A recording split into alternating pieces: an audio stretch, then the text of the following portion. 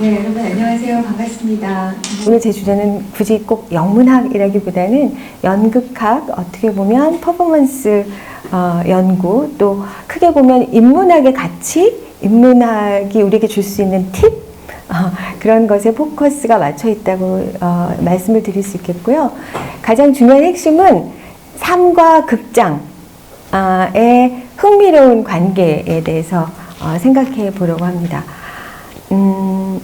굉장히 거창하다면 거창할 수 있는 주제죠. 삶과 극장. 그런데 일단 제 개인적인 이야기로 시작을 하겠습니다.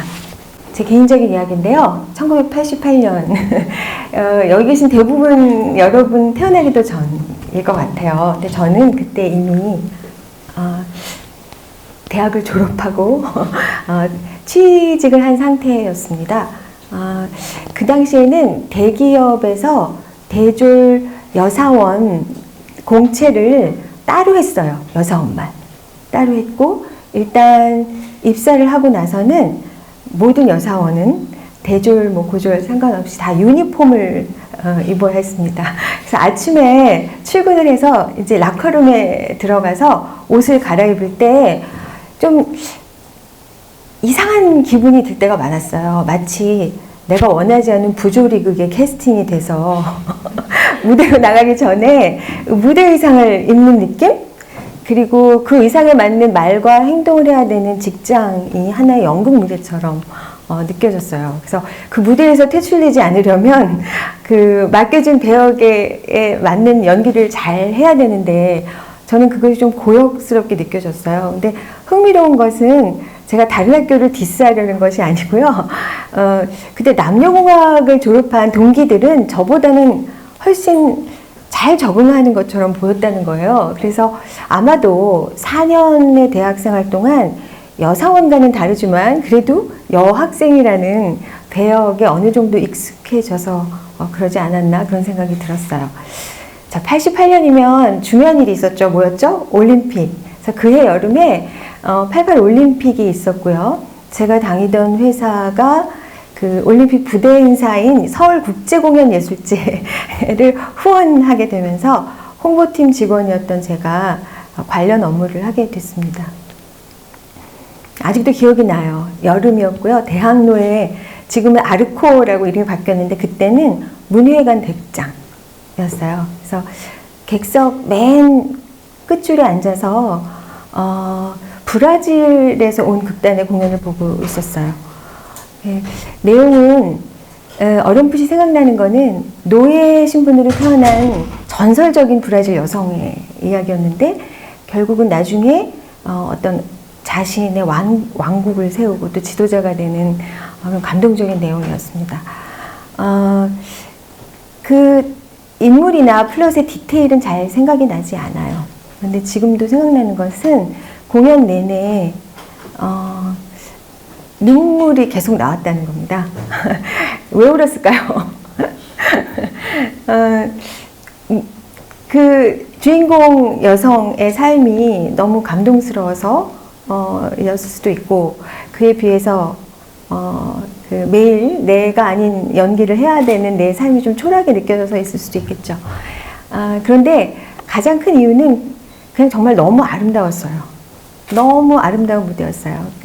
그 무대 장치도 없고 배우들이 직접 소도구를 이렇게 옮기면서 하는 공연이었는데 언어 장벽이 거의 느껴지지 않을 정도로 아주 훌륭한 공연이었습니다. 그래서 적어도 그 당시 제 눈에는 너무나 아름다운 경험을 했고요. 그래서 아름다움의 반은 대상이 아니라 감상자의 눈에 달려있는 것은 아닌가 이제 그런 생각을 했어요. 근데 그날 이후로 제가 고민을 하기 시작했습니다. 이 두 개의 연극, 직장과 극장 중에서 나머지 내 인생을 어디에 던져야 할까. 그리고 정확하게 1년 뒤에 극문학 및 비평 전공으로 미국 유학을 떠났습니다. 그 이후에 나름 굉장히 드라마틱한 여정을 거쳐서 오늘 이렇게 여러분 앞에 30년 후에 서 있고요. 그 슬프게도 더 이상 연극을 보면서 우는 일은 그렇게 자주 있지 않지만 적어도 아직도 극장에 가면 가슴이 뜁니다. 극장이라는 곳이 저는 굉장히 묘하고 마술적인 장소라는 생각을 하고 있어요. 그런데 제 이야기의 반전은 지금부터입니다. 30년 전에는 제가 직장의 연극이 싫어서 극장 연극을 선택을 했는데 오늘은 사실은 이 두 개의 연극이 뗄래야 뗄 수 없는 것이고 우리가 굳이 연극을 업으로 삼지 않아도 우리 모두가 어떤 창조적인 배우로 살아갈 수 있다는 역설적인 이야기를 하려고 합니다. 오랫동안 드라마를 공부하면서 제가 깨달은 것은 연극학, 드라마 연구라는 것의 궁극적인 목적이 뭘까? 시간이 흐르면 흐를수록 어떤 구체적인 작가와 작품을 깊이 분석하고 파악하고 이런 것도 중요하지만 연극이라는 매체, 그러니까 삶의 거울이자 은유로서의 연극을 이해함으로써 인간과 사회, 어떻게 보면 나 자신을 어떻게 그에 대한 이해, 통찰을 하게 되고 결국은 그 이해가 나로 하여금 더 자유롭고 행복하게 살 수 있게 하는 것, 그게 어떻게 보면 드라마 연구의 궁극적인 목표가 아닐까라는 생각을 하게 되고요. 그러니까 이 드라마 연구라는 것은 꼭 연출가나 배우 또 관객에게만 필요한 학문이 아니라 이 세상이라는 무대에서 다양한 역할을 수행하면서 살아가는 우리 모두에게 필요한 학문이다. 이제 그런 생각을 하게 됩니다. 다음으로 넘어가면요. 그래서 최근의 드라마 연구는 어떤 분과 학문으로서의 특징보다는 문학, 인류학, 사회학 같은 융합적인 성격을 띠는 학문으로 발전하고 있고요. 특히 극장의 연극뿐만 아니라 삶의 연극까지 포괄하는 퍼포먼스 스터디스, 퍼포먼스 연구로 변화하고 있어요. 기존의 드라마 연구는 여기 보면 이제 드라마라고 되어 있죠. 희곡 텍스트를 분석하고 또 드라마 연구라고 했을 때는 정전, 희곡 텍스트들이 무대화한 공연 예술, 퍼포밍 아트 둘 다 전통적으로 고급 문화라고 할 수 있는 것들이죠. 거기에 이제 집중되어 있었어요.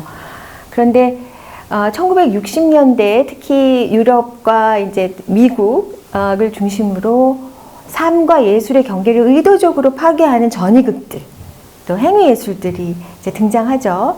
그러면서 드라마 연구에 전위극, 행위 예술까지 이렇게 포함하는 그런 영역 확장이 있었고요.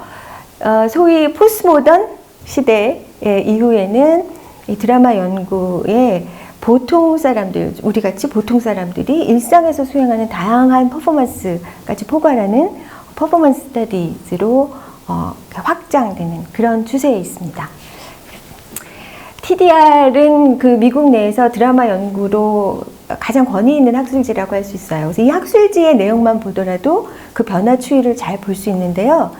60년대 이전에는 희곡 텍스트 분석을 연구하는 논문 위주로 발간이 되었어요. 그러다가 60년대 이후 아까 말씀드린 것처럼 전위극, 실험극이 오히려 더 TDR 연구에 중점이 되었고요. 1990년대 이후에 TDR의 아티클들을 보면 정말 다양해요. 대통령 선거, 그 다음에 유튜브, 테러리즘, SNS, 샤머니즘, 재판, 이런 굉장히 다양한 소셜 이벤트, 그 다음에 사회적 리추얼, 이런 것들을 퍼포먼스의 개념으로 분석한 그런 연구들이 오히려 주류를 이루고 있습니다. 그래서 여기 나와 있는 이름들이 퍼포먼스 스터디즈의 창시자 또는 아주 중요한 영감을 준 학자들이라고 볼 수 있는데 리차드 셰크너 뉴욕 대학의 교수고요. 또 드와이트 컨커굿은 노스웨스턴 대학의 교수인데 이렇게 미국 내 연극학자, 이 두 사람이 연극학자인데요. 이 두 미국 내 연극학자들에 의해서 드라마 연구를 중심으로 출발을 했어요. 하지만 여기 보시다시피 헤라클리투스는 소크라테스 이전의 고대 철학자잖아요. 우리는 똑같은 강물에 두 번 들어갈 수 없다. 이런 말을 했다는 건 여러분 아실 텐데, 그만큼 계속적인 어떤 생성 과정으로서의 생명력을 강조했던 철학자예요. 예를 들면 소크라테스 이후에는 어떤가요? 뭔가 고정적이고 절대적인 진리를 추구하는 그런 서양 철학의 학풍이 정립되기 시작하죠. 그 이전에 고대 철학자고요. 헤라클리투스의 그런 어떤 생성과 변화의 철학에서 굉장히 많은 영감을 받습니다. 사실은 퍼포먼스 스터디즈 이전에 헤라클리투스를 어떤 멘토를 삼았던 철학자가 바로 니체죠. 현대 철학의 어떤 굉장히 중요한 분수령을 이룬 철학자고요. 니체가 얘기한 것은 결국은 니체는 굉장히 소크라테스를 비판했습니다. 그래서 소크라테스가 서양 철학을 굉장히 질식할 것처럼 만드는 will to truth, 절대적 진리에 대한 이 obsession을 만들어 놨다는 거예요. will to truth. 그래서 서양 철학이 이렇게 질식하고 죽어가고 있는 이유는 바로 이 will to truth 때문이다. 그럼 이 will to truth를 뭘로 바꿔야 되느냐? will to power. 그렇죠? 힘의 의지, 창의적인 의지. 그래서 니체는 뭐 세 가지 존재 양식 얘기하면서 뭐 낙타, 사자, 어린아이 얘기를 하죠. 그런데 가장 그 이상적인 상태의 인간이 거의 초인에 가까운 인간이 어린아이, 놀이하는 아이, 아무런 목적 없이 그저 즐거움과 아름다움 때문에 계속 놀이해서 모래성을 쌓았다가 부시고 다시 시작하고, 그 놀이하는 아이의 정신에서 바로 이 will to power의 단초를 살 수 있다. 이렇게 얘기했죠. 놀이의 위대성을 강조한 철학자니까 당연히 퍼포먼스 스터디즈에 결정적인 영감을 제공한 철학자가 됩니다. 그 다음에 얼빈 고프만은 사회학자예요.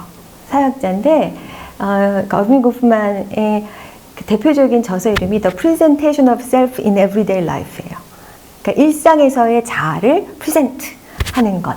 그래서 굉장히 독특하게도 사회학의 드라마터지컬 어널리시스, 드라마적인 방법론을 적용한 그런 사회학자고요.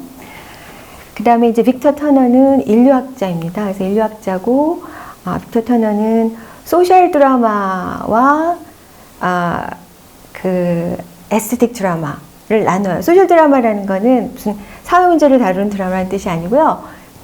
현실, 우리가 일상 생활에서 하는 굉장히 연극적인 이 행위들, 퍼포먼스들을 얘기하고, 에스테틱 드라마는 연극, 문학, 영화 이런 데서 어떤 문화적 가정법에 의해서 돌아가는 것을 이제 에스테틱 드라마라고 하는데, 이 연극과 이 사회적 퍼포먼스 사이에 어떤 영향관계, 상호작용에 대해서 굉장히 인류학적으로 많은 연구를 한 학자입니다.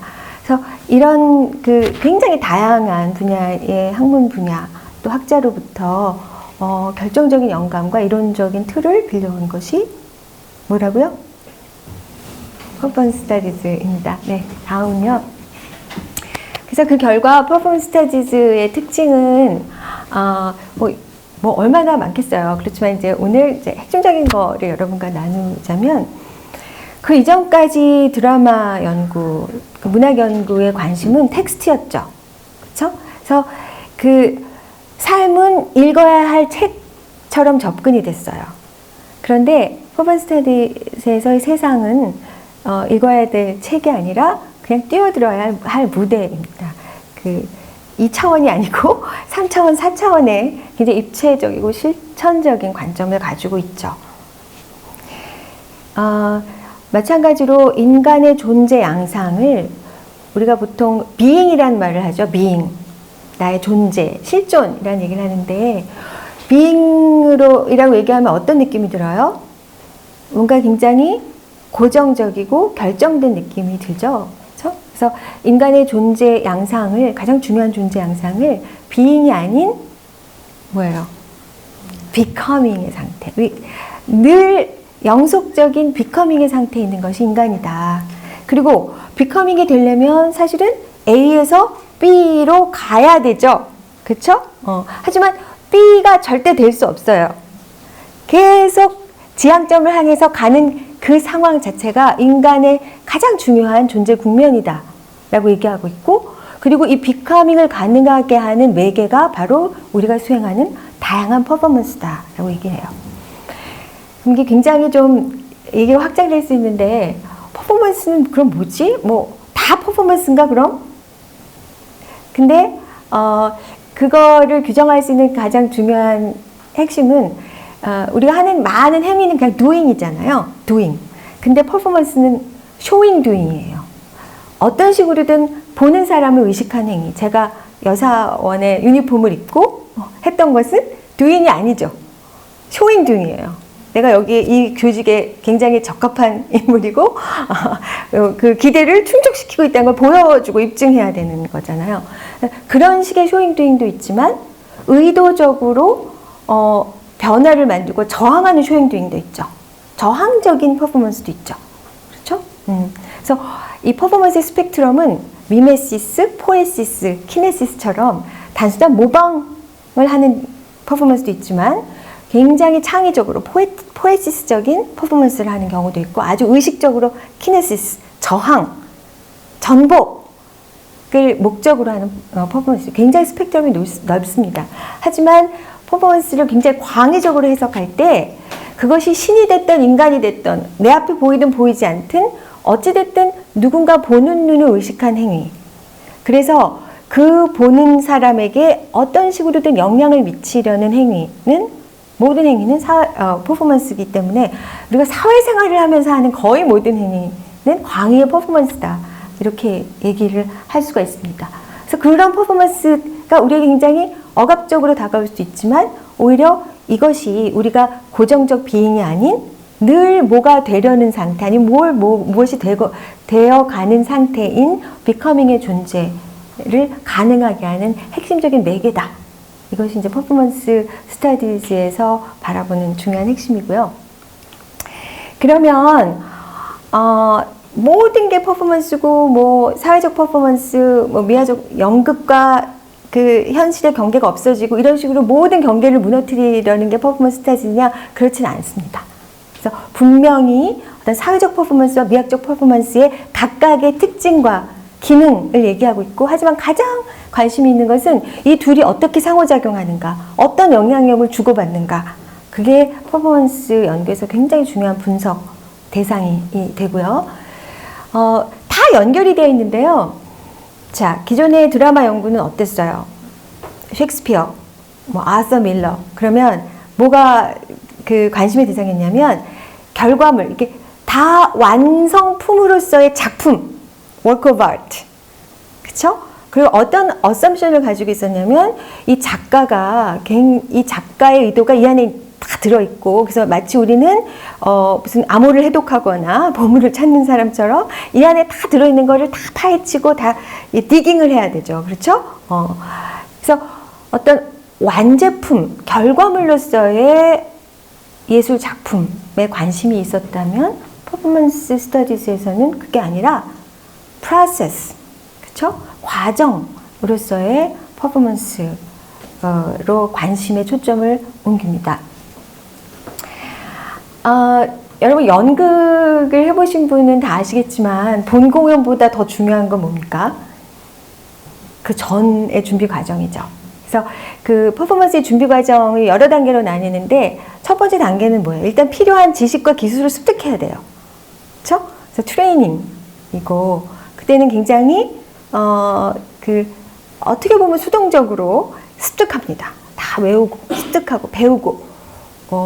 거기서 끝나는 것이 아니고요. 워크숍, 그렇게 명명을 하든 안 하든 워크숍의 과정을 거칩니다. 워크숍의 과정은 뭐냐면 서로 치열하게 분석하고 토론하죠. 그쵸? 여러분 공연할 때 그런 경험 해보셨죠? 그쵸? 치열하게 난상 토론을 하면서 그때 많은 경우 전승된 지식이 해체되거나 변형됩니다. 그렇죠? 그런데 그 다음 단계 리허설에 가서는 이제 더 이상 그렇게 온갖 생각을 다 이렇게 다 쏟아내서 분산하면 공연이라는 게 이루어질 수가 없죠. 그러니까 리허설 단계에 가면 어떻게 해야 되냐면 그 분산된 생각들을 버릴 건 버리고, 그래서 정리할 건 정리해서 일정한 형식 안에 재통합해야 되는 그런 리허설이 필요하고요. 그 다음에 이제 본 공연이 오는데, 사실 그 배우의 전 그 생애를 생각해 봤을 때 그 본 공연 자체도 그게 최종적이고 결론적인 게 아니죠. 그것은 다시 그 다음 퍼포먼스를 위한 일종의 뭐가 돼요? 훈련이고 워크숍이고 리허설이 되는 거죠. 그렇죠? 그러니까 이 퍼포먼스의 과정에서는 어떤 것 하나 최종적이고 결정론적인 것이 없어요. 그래서 우리가 We are in the constant state of becoming 이라고 얘기했을 때 바로 그 의미가 영속적 과정으로서의 퍼포먼스의 중요성 여기서도 나타나는데요. 근데 이게 그 어떤 미학적 연극 공연에만 적용되는 과정이 아닙니다. 여러분 생각해 보세요. 삶 속에서 여러분이 새로운 역할을 맡았다. 아니면 새로운 프로젝트를 할 때 수행하는 과정과도 굉장히 비슷합니다, 여러분. 우리가 삶 속에서 프로젝트를 하거나 뭔가를 수행할 때 그냥 전승된, 배운 대로 그대로 기계적으로 하나요? 뭐, 그럴 수도 있지만, 그게 가능하지도 않고 바람직하지도 않죠. 그래서 나름 그 훈련뿐 아니라 워크숍, 리허설의 과정을 거치면서, 반드시 어떤 우리가 물려받은 전통의 새로운 변화나 변형을 선택할 수 있는 기회가 삶 속에서도 주어집니다. 우리가 선택을 안 할 뿐이죠. 선택을 하기도 하고, 그렇죠? 네. 그러니까 그런 것들이 이제 동일한 어떤 과정이라고 할 수 있고요. 그렇게 따지면 극장 안이나 극장 밖이나 동일하게 모든 퍼포먼스는 전승된 것에 대한 전승된 것에 대한 가정법적 복원이다. 이렇게 얘기를 할 수가 있어요. 근데 여러분 가정법적이라는 말이 잘 안 와 닿으실 수도 있는데, 가정법적이라는 것은 이것 자체가 하나의 그 최종적인 것이 아니라 제한적이고 조건적이고 일시적이고 과정적인 하나의 단계다라는 뜻이 있고요. 예를 들면 여러분 매일 밤 세계 곳곳에서 햄릿 공연이 무대에 올라갑니다. 언뜻 이해가 안 가지 않습니까? 아니 그 똑같은 거를 몇 공연 동안 그것도 지금까지 매일 밤 세계 어느 곳에서는 햄릿을 올리고 있다는 것이, 그렇죠? 그 이유는 뭐냐면 결국은 이 새로운 햄릿이 그 작품 안에도 무궁무진한 어떤 가능성이 있지만 사실 이 작품에 접근하는 많은 사람들이 또 엄청난 무궁무진한 다양성과 다양한 생각들을 가지고 많은 순혈과 조합을 통해서 또 새로운 햄릿을 만들므로써 매번 다르게 전통의 복원과 현대적 창조가 이루어지기 때문이죠. 그렇죠?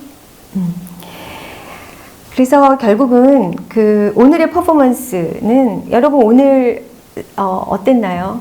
오늘 하루가? 제가 왜 이렇게 자꾸 이제 이걸 준비하면서도 생각을 많이 해봤는데, 제가 지금 보직으로 학생처장을 하고 있어요. 그래서 학생들을 많이 만나고 특히 학생들의 고민, 문제 이런 걸 많이 듣는데 이 모든 어떤 그 삶 속에서의 이벤트가 그 어떤 것도 최종적이거나 소위 불가역적이지 않고 이 전체 과정 속에 어떤 하나의 가정법적으로 일어나는 것이라는 통찰이 있으면 훨씬 더 여유와 관조의 거리를 가질 수 있을 텐데라는 아쉬움을 좀 많이 가져요. 저도 마찬가지입니다. 그건 사실은. 그래서 이 퍼포먼스 연구가 저 개인에게도 굉장히 많은 어떤 자유와 여유, 때론 힐링을 주기도 합니다. 그래서 오늘의 퍼포먼스는 결코 최종적이지 않고요. 불가역적이지 않습니다. 그래서 좀 실수 좀 하고 또 마음에 안 드는 게 있고, 여러분 저도 뭐 굉장히 실수도 많이 하고요. 쥐구멍에 들어가고 싶을 때도 많아요. 그렇지만 그렇다고 해서 일희일비 뭐 좌절하거나 실망하지 않고 오히려 이거를 다음 퍼포먼스의 뭐 훈련, 워크숍, 리허설이라고 활용을 할 수 있다는 얘기를 드리고 싶고요. 그래서 퍼포먼스라는 것은 결국 본질적으로 아까 말씀드린 것처럼 계속 비커밍의 상태에 있기 때문에 최종 결론을 계속 유보합니다. 의도적으로 미확정의 상태를 계속 유지하는 과정의 작업이라는 것이고요. 그렇게 생각하면 우리의 현재는 무슨 하늘에서 떨어진 운명이 아니고 우리 공동체가 오랜 시간 동안 선택한 것, 또 축적해온 수행의 결과죠. 그렇죠? 그것을 거꾸로 생각해보면 옛날에도 다른 선택과 다른 방식의 퍼포먼스가 가능했었다는 얘기고 지금도 그것은 마찬가지라는 것을 의미합니다. 삶의 은유로서의 극장이라는 개념은 사실은 뭐 새로운 것이 아니에요. 굉장히 오래됐어요. 그 거대한 극장으로서의 세계라는 뜻의 띠아트론 먼디, 여러분 혹시 들어보셨는지 모르겠지만 이 사상은 뭐 멀게는 그 플라톤의 동굴의 비유, 여러분 플라톤의 동굴의 비유 기억나시나요? 그러니까 인간 세상은 허망한 허상에 거의 눈이 멀어서 진실을 못 보는 극장 같은, 그쵸? 잘못된 어떤 허구적인 그런 세상이다라고 이제 플라톤이 비판을 하면서 쓴 알레고리잖아요. 동굴의 비유가. 그래서 그 거대한 극장으로의 세상이라는 띠아트론 먼디 사상은 멀게는 플라톤의 동굴의 비유. 그 다음에는 이제 로마 시대의 사상가 키케로, 그 다음에 중세의 유명한 신학자죠. 아우구스티누스. 이 모든 그 위대한 사상가, 철학가들이 모두 이 세상을 거대한 극장에 비유한 바 있습니다. 이 띠아트론 먼디 사상이 가장 널리 애용됐던 시기가 그 르네상스 시기, 특별히 영국과 스페인이에요. 스페인의 셰익스피어라고 불리우는 칼데론이라는 그 극작가가 있어요. 칼데론은 심지어 그 희곡의 타이틀이 그 띠아트론 먼디랑 같은 의미죠. The Great Theater of the World. 희곡의 타이틀이 그렇고 또 비슷한 맥락에서 Life is a Dream 이런 희곡을 썼고요. 셰익스피어야말로 이 띠아트론 먼디를 누구보다 잘 활용했던 극작가입니다. 여기 보시면 이제 As You Like It이라고 뜻대로 하세요라고 번역이 되는데 거기 등장하는 인물의 대사입니다. So all the world's a stage, and all the men and women merely players. They have their exits and their entrances, and one man in his time plays many parts. 그래서 모든 인간은 제각각 맡은 역할을 하기 위해서 등장했다가 퇴장하는 배우에 불과하다라는 의미이죠. 그렇죠? 그래서 이 삶이 하나의 연극이다라는 셰익스피어의 통찰은 연극적인 은유도 있고 있지만 특히 요즘 21세기에는 뭐 기술, 정보 이런 것이 발달하면서 저는 옛날보다 오히려 더 삶 자체가 거대한 극장이 되어가고 있다는 생각을 하게 됩니다. 그래서 더욱더 이 셰익스피어의 이 코트를 많이 사용하게 되는 것 같아요. 그래서 단지 연극적인 은유가 아니라 우리가 어떤 소통하는 방식, 또 우리 일상의 풍경 자체가 를 어떤 설명해 줄 수 있는 사회학적인 그 개념이 될 수도 있다는 생각을 해봅니다. 띠아트론 먼디 이 사상이 이제 20세기에 들어서면요, 그 여러 모더니스트 극작가들에 의해서 현대적으로 부활을 하는데 여기 나와 있는 이제 독일의 극작가인 브레이트, 또 아이리시 플레이라이트인 베켓, 그 다음에 프랑스 극작가 중에 이 사람들의 특징은 뭐냐면 자신들의 작품의 연극성, 허구성을 의도적으로 강조하는 사람들이에요. 그래서 이들의 작품은 우리가 메타 연극이라는 말로 이제 표현을 합니다. 메타 연극은 연극에 대한 연극이라고도 얘기할 수 있는데 무대 위에서 벌어지는 모든 일이 하나의 놀이고 연극에 불과하다라는 것을 의도적으로 강조하는 그런 특성을 가지고 있어요. 그래서 연극이라는 매체를 스스로 성찰하는 연극이라고 할 수 있는데 이 메타 연극의 대전제가 뭐냐면 삶이 하나의 연극이다라는 티아트로 먼디의 사상이기 때문에 이들의 연극에 등장하는 연극 매체에 대한 성찰은 궁극적으로 삶에 대한 성찰로 이어집니다. 그것이 또 퍼포먼스 스터디즈에게 하나의 중요한 유산이 되기도 하는 거죠.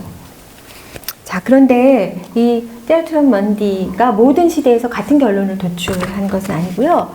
시대에 따라서 굉장히 상이한 사회문화적 결론을 도출했습니다. 여러분, 고대 플라톤을 생각하면 어때요? 동굴의 비유를 생각하면 티아트로 먼디는 아까 얘기한 것처럼 굉장히 인간 세상에 대한 허무주의적이고 냉소적인 관점이 지배적이었다고 볼 수 있고요. 중세는 어땠을까요, 여러분? 중세? 아구스티누스가 인생을 거대한 극장에 그분은 당연히 신학자, 굉장한 크리스천이고, 그러면 중세의 티아트로 먼디는 어디에 초점이 맞춰져 있을까요? 절대 관객. 그쵸? 초월적 위치에서 인간 극장을 바라보는 절대 관객의 전지전능한 신의 눈높이에 초점이 맞춰 있고요. 그러다 보니까 영문도 모르고 맡은 역할을 고생스럽게 하다가 퇴장하는 인간 극장과 이 신의 절대적 위치 사이의 위계 질서를 이제 강조하면서 어떤 신학적 권위주의와 연결되어 있는 사상으로 발전을 했어요, 중세는. 자, 근대가 빠져 있는데 근대를 얘기하면 근대는 어떤 변화가 있어요? 이 세계 극장 티아트로 먼디의 관객이 이제는 신이 아니고 인간으로 변하게 되면서 이 사상의 종교적인 의미는 좀 많이 희석하고요. 뭐가 강조가 되냐면 이제 인간, 특히 사회 정치적인 함의가 더 강화가 됩니다. 근대의 티아트로 먼디는 역시 인간극장을 굉장히 비판적으로 바라보는데 특히 근대 초반에는 봉건 질서에 대해서 이 티아트로 먼디 개념을 이용해서 비판을 해요. 봉건 질서가 우리에게 부여한 굉장히 계급적인 질서가 있지 않습니까? 거기를 또 그냥 맹목적으로 수행하는 그 사회생활 자체를 이제 허망한 연극이다 이렇게 비판을 하고요. 결과적으로 근대의 티아트로 먼디 사상은 근대 민족국가의 탄생 또 자본주의 발전 을 촉진하는 그런 결과를 낳았습니다. 자, 현대로 와도요. 현대의 모더니스트들 여러분 베켓의 이제 부조리극 웨이팅 포 고토나 이런 작품에서 느껴지는 정서, 톤과 무드가 어때요? 막 밝고 막 셀레브레이팅하고 그러지 않지 않습니까? 결국 이 거대한 극장으로서의 세상에 대한 현대 모더니즘의 관점도 여전히 굉장히 암울한 톤과 무드였다는 거를 말씀을 드리겠습니다. 그런데 이제 소위 포스트모던 시대가 되면서 또 특히 아까 말씀드린 대로 퍼포먼스 연구가 하나의 그 분과 학문으로 자리 잡기 시작하면서 삶의 연극에 담긴 어떤 수행적 가능성에 대해서 긍정적으로 바라보기 시작합니다. 자, 포스트 모던 정체 양면에 대해서 얘기할 때 우리가 포스트 모더니즘 하면서 제일 많이 듣게 되는 게 뭐예요, 여러분? 주체의 죽음이죠. 그렇죠? 인간 주체가 죽었다. 인간 주체, 어떤 계몽과 이성의 중심, 이 세상의 중심이었던 인간 주체가 죽었다. 주체의 죽음. 절대적 진리가 사라졌다. 안정적 정체성은 허상이다. 이제 이런 거잖아요. 셋 다 굉장히 불안하고 암울하죠. 그렇지만 그것을 거꾸로 생각해 보면 절대적 진리? 누구 맘대로? 누구 입장에서 절대적이지? 안정적 정체성? 이게 굉장히 고정적인 개념이지 않습니까? 그래서 오히려 포스트모던의 그런 어떤 그 불확정성, 미결정성이 어떤 좌절과 슬픔 원인이 아니라 오히려 그 미완의 서사를 우리가 굉장히 다양한 방식으로 또 그 미완의 배역을 굉장히 각자의 어떤 다양한 목소리로 수행할 수 있는 하나의 열린 가능성으로 받아들이는 관점들이 이제 등장하기 시작했습니다. 그래서 그 이전까지 많은 철학의 화두가 뭐였냐면 나는 누구인가? 그렇죠? 나는 누구인가? 아까 말씀드린 것처럼 나는 누구인가라고 했을 때 굉장히 비잉에 관심이 많은 거죠. 그렇죠? 굉장히 결정적이고 운명론적인 그런 질문이라면 그 포스트모던 시대에 또 특히 퍼포먼스 스터디즈의 아주 중요한 질문은 나는 어떻게 내가 되는가예요. 어떤 과정과 어떤 외계를 통해서 지금의 나가 되었는가? 나는 어떻게 내가 되는가? 굉장히 과정적이고 수행적인 질문으로 이제 옮겨가게 되는 것이죠. 그래서 삶을 어떤 굉장히 닫힌 구조, 기승전결의 구조가 아니라 계속적인 훈련, 워크숍, 리허설이 이어지는 하나의 열린 퍼포먼스, 열린 극장으로 접근을 한 것이죠. 물론 이렇게 얘기를 하면 너무 나이브하고 순진한 거 아닌가? 어떻게 정체성을 내 맘대로 아무런 구속이나 제약 없이 창조하나? 그렇게 순진한 생각을 하는 것은 아니고요. 사실 정체성은 여러분 안으로부터가 아닌 밖으로부터 시작됩니다. 이거 많은 부분 나의 본질은 어딨지? 안을 자꾸 들여다보는데 우리 모두가 이제 어떤 전승, 훈련, 교육을 통해서 사회적 구성원으로 이제 키워지잖아요. 그리고 이제 받아들여지기 때문에 나의 정체성은 외부로부터 오는 경우가 굉장히 많습니다. 그 젠더 정체성의 가장 대표적인 경우죠. 이제 다 알고 있듯이 여성성, 남성성, 여성답다, 남성답다 이렇게 그것을 가지고 태어나는 것이 아니라 그 이후에 사회적으로 또 그 어떤 사회 문화적인 퍼포먼스를 통해서 수행적으로 구성되고 유지되는 것이죠. 그런데 그걸 거꾸로 얘기하면 그런 여성성과 남성성을 재의미화하고 재구성하기 위해 한 과정도 역시 마찬가지로 굉장히 수행적으로 어떤 반복적인 사회문화적인 퍼포먼스를 통해서 이걸 변화를 가져와야 돼요. 그렇게 구성된 거기 때문에 그 방법으로밖에 이것이 다 어떤 재의미화와 재분배가 되지 않는다는 결론. 이게 퍼포먼스 연구가 가지고 있는 결론이고요. 그래서 그 퍼포먼스 시대, 포스트모던 시대 퍼포먼스를 보면 우리가 많이 얘기하지 않습니까? 근대적인 명제가 수명을 다했다. 데카르트가 얘기했던 나는 생각한다, 고로 존재한다. 이게 이제 근대 주체를 설명하는 명제였다면, 그 21세기의 우리의 정체성은 이렇게 수행적으로 구성된다는 측면에서 I perform, therefore I am 이라고 표현을 할 수 있을 것 같습니다. 왜냐하면 정체성은 추상적 사고가 아니라 실천적이고 반복적인 행위를 통해서 수행적으로 구성된다. 제가 말씀을 드렸어요. 그렇기 때문에 단지 이론적인 지식이나 사상적인 계몽만으로는 정체성도 변하기 어렵고 사회도 변하기가 어렵습니다. 뭐가 변해야 돼요? 사실 몸이 변해야 돼요. 그리고 감각이 변해야지 그래야 퍼포먼스가 달라지고 새로운 행위가 새로운 정체성을 이제 만드는 것입니다. 다시 말해서 정체성은 이미 결정되어 있는 명사가 아니에요. 정체성은 동사입니다. 굳이 품사를 얘기하자면. 그래서 제가 그 강좌의 시작을 제 경험으로 시작을 했지 않습니까? 제 개인적인 이야기로, 유니폼으로. 그래서 이 시점에서 제 개인적인 일화 넘버 2를 좀 나눠보자면, 아까 거기랑 연결이 돼요. 제가 1년 뒤에 미국 유학을 갔다고 했죠. 그래서 미국 유학 간 첫 해에 그때가 80년대 후반, 90년대 초반이라서 그 모든 인문학의 비평 이론이 너무너무 중요했습니다. 그래서 그거를 캐치업하기 위해서 비평 이론 과목을 집중적으로 들었어요. 그래서 여러분 잘 아시는 것처럼 페미니즘, 그다음에 포스트콜로니얼리즘, 탈식민주의, 탈구주주의, 특히 이제 미국에서 드라마 연구를 하다 보니까 인종주의에 대한 공부를 되게 많이 했어요. 인종주의, 레이시즘의 역사적인 맥락, 또 그것이 사회적인 메커니즘을 분석하면서 저 스스로가 나는 이제 어느 정도 인종주의에서 자유롭다. 이렇게 생각을 했습니다. 그런데 그러던 어느 날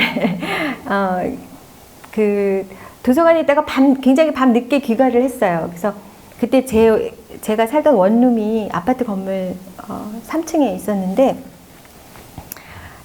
3층 엘리베이터를 누르고 엘리베이터 타고 이제 올라가려고 하는데 문이 닫히기 직전에 누군가 문 닫히는 문을 딱 막고 엘리베이터로 쑥 들어왔어요. 근데 정말 덩치가 굉장히 큰 흑인 남자였어요. 그 순간 제가 비명만 안 질렀지 제 온 몸이 그에 대한 공포와 저기를 가감없이 드러냈습니다. 이성이 통제하고 뭐 이럴 겨를이 없었어요. 즉각적으로. 그냥 몸이 막 불불 떨리고 손을 꽉 쥐고 이를 악물고 3층까지 올라갔어요. 그리고 정신없이 엘리베이터에서 내려서 집에 왔는데 너무 부끄럽고 허망한 기분이 드는 거예요. 그냥 그 사람도 나처럼 집에 가려고 엘리베이터를 탄 건데 아니 제가 얼마나 황당하고 또 참담한 기분이 들었을까 그런 생각이 들고 이어서 어떤 생각이 들면 도대체 내가 그렇게 열심히 했던 공부했던 이론 그 순간에 어디서 뭘 하고 있었던 거야. 그런 생각이 들었습니다. 그래서 그 엘리베이터 속의 흑인의 경험 이후에 제가 이렇게 이론, 비평 이론 막 이렇게 이거 중요하지만 이것만으로는 참 바뀌지 않는구나. 그러면 뭘 어디서부터 어떻게 몸과 감각을 바꾸지? 라는 고민을 하게 되었고요. 그러면서 오히려 그나마 우리가 접하는 것 중에 뭐 직접 해서 어떤 관계를 맺고 그러기도 전에 일종의 리허설이 필요하지 않습니까? 우리의 몸과 감각이 좀 달라지고 건드려지고 움직이고 변형될 수 있는 리허설을 할 수 있는 곳은 바로 미학적 경험이라는 결론을 이뤘습니다. 여러분, 미학적 경험과 다른 예를 들어서 지식, 사회과학, 철학도 마찬가지고요. 다른 점이 있다면 뭘까요? 문학, 음악, 미술, 무용 이런 것이 주는 것은 그것이 비단 궁극적으로는 우리의 사상을 바꾸려는 목적을 가지고 있다고 해도 이런 미학적인 매체들은 언제나 반드시 뭘 경유해요? 우리의 감정과 감각을 건드립니다. 그리고 움직이고 변형시켜요. 물론 여기서 말하는 미학적이라는 그 기준 굉장히 다를 수 있어요. 많은 어떤 그 공연, 뭐 뮤지컬 요새 많지만 그 모든 소위 미학적인 경험이나 미학적인 공연들이 이런 식으로 내가 익숙한 감각들을 도전하고 움직이고 뒤흔들진 않습니다. 어떤 아니면 대부분 아니면 많은 비율의 소위 아트들이 오히려 기존의 감각들을 서비스를 하거나 이걸 더 강화하거나 예술적인 퍼퓰리즘이라고 할 수 있죠. 그래서 그거에 따라서 더 어떤 이익을 얻는 그런 것들도 많이 있죠. 하지만 제가 말하는 미학적 경험, 미학적 퍼포먼스라고 했을 때는 좀 기준이 높은 그런 것이라는 걸 말씀을 드리고요. 그래서 인문학적인 어떤 접근과 분석이 저는 여전히 너무나 중요하다고 생각이 들어요. 여러분, 미학적인 거 그냥 보너스나 엑스트라라고 생각하기 쉽지 않습니까? 먹고 살기도 바쁜데 무슨 미학, 예술. 그렇지만 제가 말씀드린 것처럼 우리가 어떤 굉장한 편견, 우리와 서로를 파괴시킨 어떤 편견으로부터 변화를 만들어내기 위해서는 무엇보다 중요합니다. 이건 미학적 경험, 예술은요, 그냥 엑스트라하거나 그냥 보너스가 아니고 사느냐 죽느냐가 달린 문제일 수도 있어요. 제가 생각할 땐 그렇습니다. 그래서 굉장히 중요한 문제라는 말씀을 드리고요. 그래서 프랑스의 철학자인 자크 랑시에르는 이런 말을 했습니다. 미학적인 것만이 진정으로 정치적이다. 무슨 뜻일까요?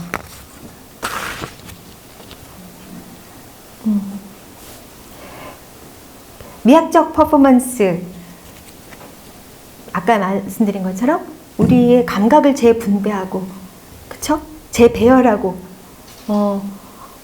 건드리고, 움직이고, 이런 어떤 미학적 경험이 궁극적으로는 우리가 사회에서 하는 행위, 사회적 퍼포먼스를 견인할 수 있다는 거죠. 변화를 견인할 수 있다는 것이고, 글쎄요, 이건 막시즘이랑 조금 연결을 시켜보면 몸 감각은 일종의 하부구조 아닙니까? 그쵸? 그리고 사고, 이념은 상부구조인데 막시즘의 가장 기본적인 전제는 뭐예요? 하부구조가 바뀌면 상부구조가 바뀐다.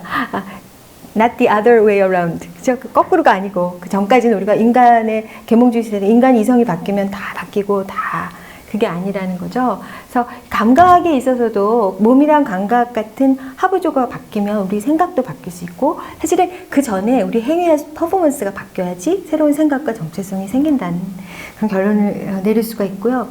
랑세르는 그래서 그 진정한 혁명의 예를 들면서 이제 68세대 또 미국으로 따지면 60년대 카운터컬처 그래서 그 사람들이 대단한 어떤 위대한 사상이나 이념이 있어서가 아니라 굉장히 그 삶의 양식과 미학적인 테이스트나 감각이 굉장히 달랐죠. 감각적 혁명을 한 사람들 아닙니까? 반문화주의라는 것이.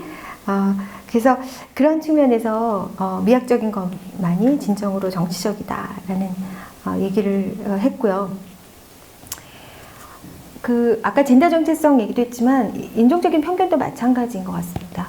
아까 얘기한 것처럼 가짜 미학들이 가짜 미학이지만 제가 가짜 진짜 그렇게 얘기한 거 되게 위험한 발언인 것 같아서 다시 철회하면 사실은 어떤 그 편견도 단지 사상만으로는 그런 몸의 반응이 있을 것 같지 않고요. 제가 20년 넘게 그 당시 말씀드립니다. 지금 아니고요. 20년 넘게 살면서 뭐 영화나 드라마나 어떤 식으로든 나의 감각과 감정을 건드리는 소위 미학적 경험들, 미학적 퍼포먼스를 통해서 그게 뭐 헐리우드 영화일 수 있고요. 그 흑인에 대한 그래도 굉장히 덩치가 큰 흑인에 대한 이 굉장히 부정적인 그 감각이 제 몸에 어느 순간 굉장히 깊게 기입돼 있었다고 생각이 들어요. 그렇지 않고서는 제가 석사 공부했던 위스콘신 메디슨 그 당시 거의 흑인이 없었어요. 실제 경험도 안 해봤는데 어떻게 그런 반응을 즉각적인 반응을 할 수 있었나 생각을 해보면 몸과 어떤 감각의 영역이 정말 중요하구나. 그래서 그것이 거꾸로도 그것을 다시 해독하고 해체하고 재구성하려고 해도 이 몸과 감각을 다루는 미학적 경험과 사회적 퍼포먼스가 서로 유기적이고 융합적으로 그 연결된 수행을 통해서만 가능하지 않을까 그런 생각을 해봤고요. 그래서 이제 그 사회적 퍼포먼스와 미학적 퍼포먼스 간의 어떤 관계에 대해서 굉장히 관심을 갖고 있다. 퍼포먼스 스터디스가 얘기를 했는데요. 그 차이를 조금 말씀드리려고 해요. 관계를. 시간이 굉장히 많이 가고 있어서 지금 제가 반은 아니지만 빨리빨리 해야겠는데 자, 일상에서 우리가 하는 사회적 퍼포먼스를 지배하는 문법은 현실적인 직설법이라고 얘기할 수 있어요. 그쵸? 반면 미학적 퍼포먼스를 지배하는 것은 문화적 가정법이라고 얘기를 해요. 퍼포먼스 스터디스에서. 그래서 현실의 직설법은 어떠냐면 굉장히 규범적이죠. 엄격해요. 여기서 제가 만약에 누구를 때리거나 그러면 당연히 감옥 가죠. 근데 미학적 퍼포먼스에서는 안 가요. 그쵸? 왜? 미학적 퍼포먼스는 굉장히 제한적으로, 일시적으로, 조건적으로 관용과 자유를 이제 허락합니다. 그래서 미학적 퍼포먼스가 주는 이 조건적, 제한적 관용과 자유 때문에 우리는 현실을 굉장히 새롭게 비틀고 낯설게 바라볼 수 있고요. 또 다른 현실을 적극적으로 상상할 수 있고 과감하게 대안을 실험해 보기도 합니다. 그래서 미학적 퍼포먼스를 지배하는 문화적 가정법과 현실의 직설법의 그 대비를 보면 그렇게 얘기할 수 있는데요. 그렇다면 현실의 직설법이지만 일상으로부터 잠시 멈춰요. 그쵸? 멈추고 거기로부터 어떤 일정한 거리를 만들어내는 것이죠. 미학적 퍼포먼스가. 그래서 그 거리는 어떤 역할을 하냐면, 자, 여러분 현실을 살다 보면 현실이 안 보여요. 거리가 없으면 안 보여요. 여러분 이게 보입니까? 거리가 있어야 보이죠. 그렇죠? 그 역할을 해줍니다. 미학적 퍼포먼스는 현실과 그 일상으로부터 잠깐 스톱, 타임 아웃, 그 다음에 거리를 두고 바라볼 수 있는 거리를 만들어요.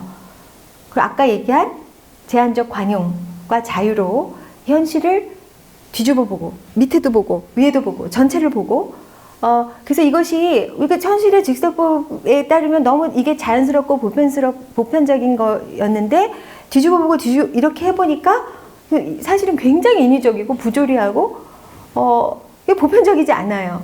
그렇죠? 그래서 너무 익숙하고 당연한 것에 대해서는 우리가 생각이라는 걸 안 하죠. 근데 거리를 두고 낯설어지면 이상하다. 질문하기 시작해요. 성찰하기 시작해요. 그리고 대안을 고민하기 시작합니다. 그게 바로 미학적 퍼포먼스가 주는 거리의 가치이고 의미이라고 말씀을 드릴 수 있고요. 그래서 결국은 그 미학적 퍼포먼스는 아까 말씀드린 것처럼 그것이 이성과 사상의 변화를 목적으로 하는 경우에라도 굉장히 편식하지 않고 기울어지지 않고 우리를 구성하고 있는 감정, 감각, 이성을 굉장히 골고루 유기적으로 작용하는 그런 경험이고요. 그렇기 때문에 랑세르가 얘기한 것처럼 실질적으로 진정한 변화를 추동하는 그런 경험이다라고 말씀드리겠습니다. 자, 이거는 아까 리차드 셰크너 얘기를 했죠. 퍼포먼스 스터디즈의 어떤 발전 과정을 주도한 뉴욕 대학의 이제 학자인데요. 셰크너가 그린 그림이에요. 보면 이쪽에 사회적 드라마, 사회적 퍼포먼스, 또 미학적 드라마, 미학적 퍼포먼스 간의 상호 피드백을 설명한 겁니다. 지금 시간이 없어서 자세하게 얘기를 못 하겠지만 여러분 이걸 보면 무슨 얘기를 하려는 것 같아요, 이 사람이? 응? 자, 미학적 드라마는 다시 어때요? 소셜 드라마에 영향을 미치고 소셜 드라마가 소셜 앤 폴리티컬 액션이 바뀌면 미학적 드라마는 그걸 다시 모방하죠. 반영하죠. 성찰하고 또 계속해서 영속적인 상호 피드백을 하고 있다는 거죠. 자, 이 모양 뭐랑 닮았죠? 무한대. 그렇죠? 누워있는 팔자. 무한대를 닮았죠. 그래서 사회적 퍼포먼스와 미학적 퍼포먼스 사이에 일어나는 영속적이고 연속적인 피드백을 보여주고 있습니다. 그런데 아까 제가 잠시 셰익스피어 얘기하면서 언급을 했지만 우리가 살고 있는 21세기를 보면 이 사회적 드라마, 미학적 드라마의 경계가 점점 흐려지고 있다는 느낌을 좀 받게 됩니다. 자, 극장의 연극부터 볼까요? 여러분 혹시 포스트 드라마라는 이름 들어보셨나요? 포스트 드라마, 극장의 연극. 21세기 연극의 특징은 뭐냐면요. 그 연극과 일상의 경계를 무너뜨리는 특징을 가지고 있어요. 여러 가지 방법이 있는데 일단은 형식적으로 기승전결이라는 다층 구조 대신에 굉장히 파편적이고 예측 불가능하게 튀어요. 그리고 레졸루션이라는 대단원이 없어요. 불확정적인 열린 결말이에요. 뭐와 닮았나요? 삶과 닮았죠. 그렇죠? 뿐만 아니라 이 극장의 연극이 점점 극장에서 안 해요. 갑자기 일상의 장소에서 불쑥 연극이 튀어나오고 공공 장소에서 하고 그리고 전문 배우를 안 써요. 비전문 배우를 쓰고요. 그 다음에 배우가 막 하다가 관객을 끌어들여요. 관객이 공연의 일부가 됩니다. 이런 식으로 극장의 연극, 에스테틱 드라마가 점점 현실과 닮아가고 있어요. 삶의 연극은 어떤가요? 아까 얘기한 것처럼 온갖 기술을 통해서 이 세상 자체가 정말 그 어느 때보다도 거대한 극장이 되고 있잖아요. 사방에 CCTV가 있죠. 그래서 우리의 퍼포먼스 모드는 늘 불이 켜져 있다고 보면 되고요. 외부적인 카메라만 문제인가요? 계속 셀카를 찍죠. 그리고 그걸 여기저기 올립니다. 유튜브를 보면 자기 일상을 퍼포밍해요. 그래서 유명해집니다. 돈도 벌고. 지금 그러면서 점점 어떤 현실과 가상의 경계가 흐려지고 무너지는 그런 세계 우리가 살고 있습니다. 하지만 저는 여기서 중요한 차이를 말씀드리고 싶어요. 극장의 배우와 일상의 배우 어떤 차이가 있나요? 극장의 배우는 예술가로서의 자의식을 갖고 있어요. 그래서 자신과 배역 사이를 계속적으로 조율하는 창조자이고 예술가입니다. 일상의 배우는 어때요? 대부분 우리가 일상에서 수행하는 많은 배역들 좀 무의식적이거나 기계적으로 참여하는 경우가 굉장히 많죠. 특히 사회적 기대와 성공, 또 주변 사람들의 요구를 만족시키기 위한 역할 연기에 올인하는 사람들 있어요. 그렇죠? 그런 경우 많아요. 그러면 그 경우에는 오히려 배우의 연기보다 더 허구적이고 더 인위적이고 때로는 더 많이 기교가 필요해요. 그렇지 않습니까? 그래서 실제로 아까 얘기한 빅터 터너 인류학자라고 얘기했는데, 빅터 터너는 뭐라고 얘기했냐면 일상의 직설법적 연기보다 무대의 배우의 가정법적 연기가 더 진실되고 실제적이다, 이런 얘기를 했어요. 그래서 그렇다면 더 진정성 있는 삶을 살기 위해서 때로는 삶을 예술처럼, 일상을 배우처럼 접근할 필요가 있을 수도 있습니다. 그러면 우리가 이렇게 하기 위해서 그 전문 배우, 연기 예술을 하는 배우한테 어떤 팁을 얻을 수 있을까요? 일단 아까 미학적 퍼포먼스도 질이 천차만별이라고 얘기한 것처럼 배우도 마찬가지예요. 그렇죠? 하지만 여러분이 멋진 배우, 정말 훌륭한 예술가다, 저 사람은 라고 생각하는 배우 한번 떠올려 보세요. 멋진 배우, 정말 좋은 배우 누구예요? 각자 생각하셔도 돼요. 그들의 특징은 뭡니까? 절대로 뻔하거나 진부하게 연기하지 않죠. 그렇죠? 비슷한 배역, 아주 작은 배역이라도 자신만의 브랜드를 만들고 또 자신 고유의 어떤 시그니처를 그 역에 남깁니다. 또한 훌륭한 배우, 멋진 배우의 가장 중요한 요건은요, 대본을 통찰하는 눈, 대본을 꿰뚫어 보는 눈이 필요해요. 그냥 작가가 줬다고 해서 아주 인형같이 기계적으로 수동적으로 연기하는 배우는 멋진 배우, 예술가라고 하기가 어렵죠. 그렇죠? 그래서 대본을 주체적으로 해석할 줄 알아야 되고요. 그 해석을 바탕으로 창조적인 표현 방식을 만들어내야 됩니다. 그렇죠? 자, 제가 지금 위대한 배우, 예술가로서의 멋진 배우가 갖춰야 될 요건 3개를 얘기했는데 뭐예요? 통찰, 그쵸? 날카로운 통찰, 또 주체적 해석, 마지막이 창의적 표현입니다. 그쵸? 그래서 삶을 예술처럼, 일상을 배우처럼 살기 위해서 우리가 연기 예술에서 배워야 될 점, 통찰, 해석, 표현 모두 고도의 인문학적 역량을 요구하는 일입니다. 인문학에서 배우는 거 이 3가지예요, 어떻게 보면. 그렇지 않나요? 그래서 제가 퍼포먼스 스터디즈, 그러니까 퍼포먼스 연구라는 일반적으로 통용되는 이름 대신에 굳이 퍼포먼스 인문학이라는 새 이름을 붙인 이유는 퍼포먼스라는 이 새로운 창문, 윈도우를 통해서 인간과 세상을 바라봄으로써 바로 이러한 인문학적 역량, 통찰, 해석, 표현, 이 능력을 함양하는 것이 이 공부를 하는 제 궁극적인 목표이기 때문입니다. 저는 이제 퍼포먼스 인문학이라는 과목을 2014년부터인가 하고 있어요. 강의 홍보하는 거 아닙니다. 하고 있는데 어떻게 보면 오늘 얘기한 이런 것들이 그 강의 오리엔테이션에 해당한 내용과도 중첩될 수도 있을 것 같아요. 그래서 어떤 거를 하냐면 지금 말씀드린 대로 미학적 퍼포먼스, 제가 미학적 퍼포먼스라고 했을 때 단지 예술만이 아니고요, 우리 같은 보통 사람이 참여한 미학적 퍼포먼스도 있습니다. 대표적인 게 제의, 놀이입니다. 왜? 제의와 놀이는 현실적 직설법이 지배하는 행위가 아니에요. 즐거움과 아름다움, 그쵸? 일종의 일상을 정지시키잖아요, 둘 다.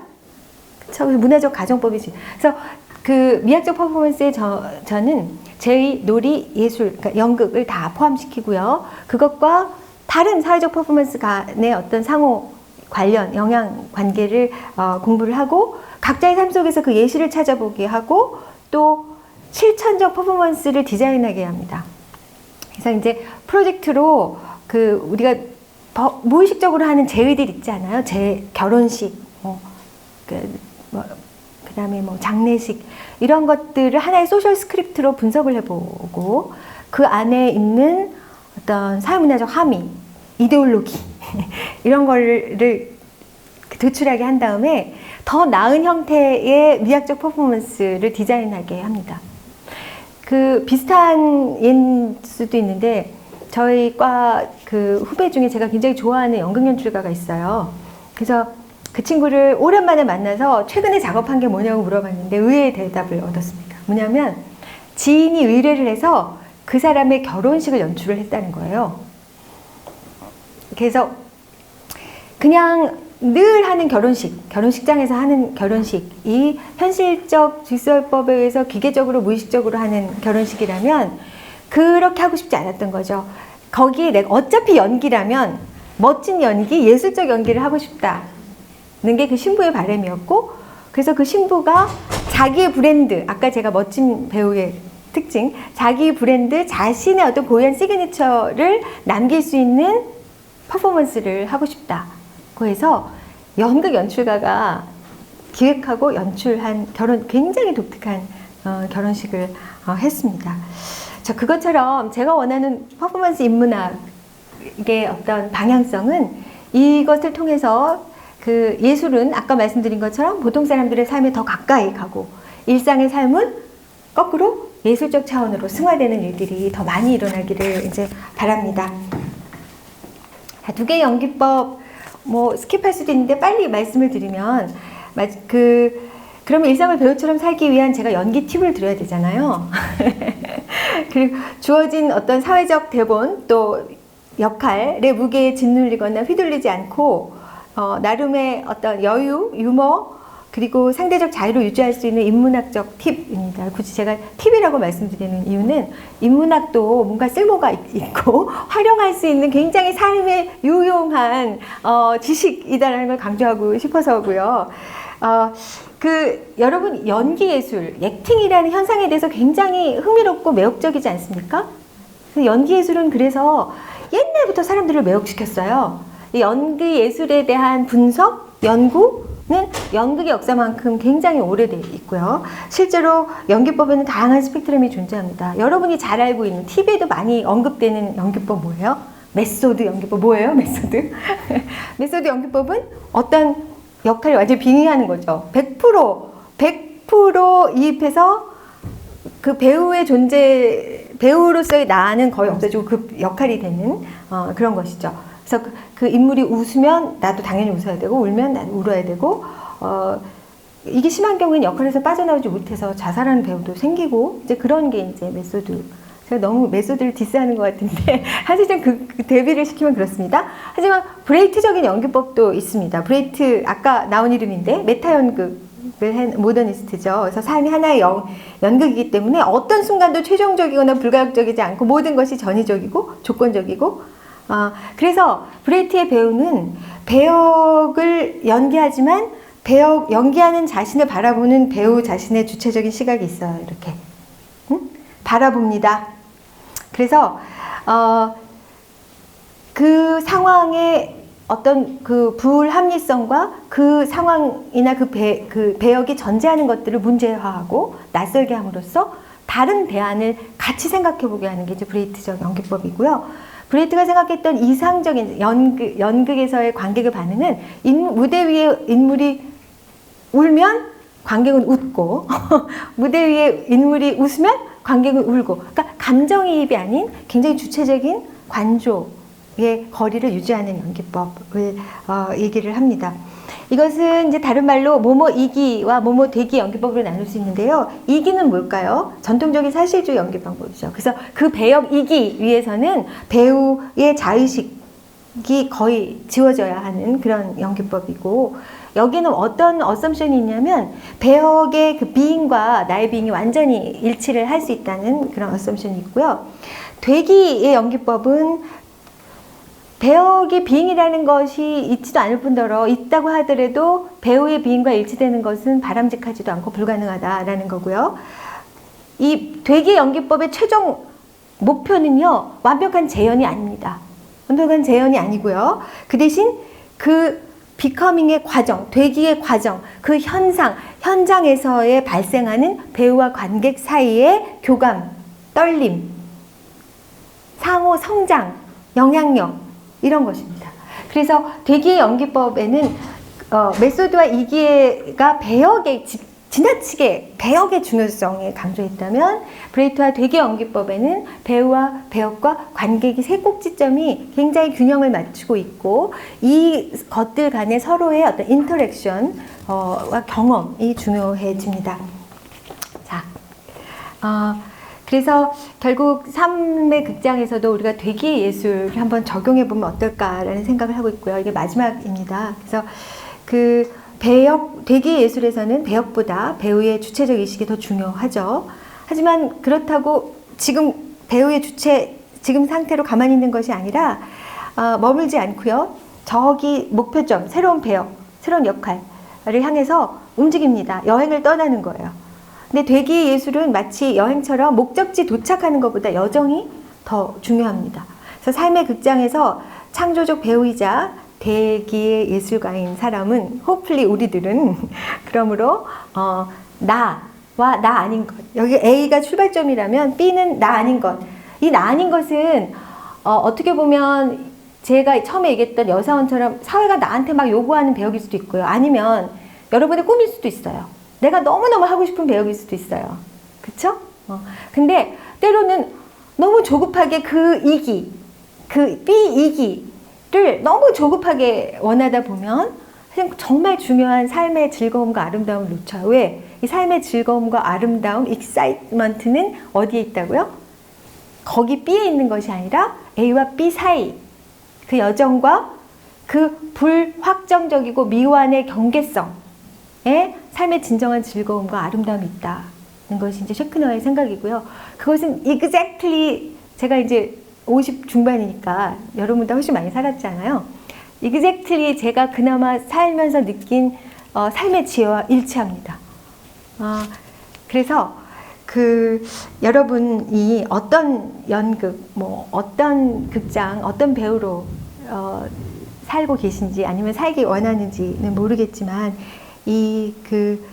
되기의 여정에서 만나는 경험, 그것이 때로는 실패이고 좌절일 수도 있지만 말씀드린 것처럼 그 자체가 하나의 훈련이고 워크숍이고 리허설이고 아무것도 최종적이지 않아요. 그렇죠? 그 과정에서 만나는 경험 하나하나에서 생명의 즐거움 또 아름다움을 경험하는 그런 인생 극장의 행위 예술가가 되시기를 바랍니다. 네, 이상입니다.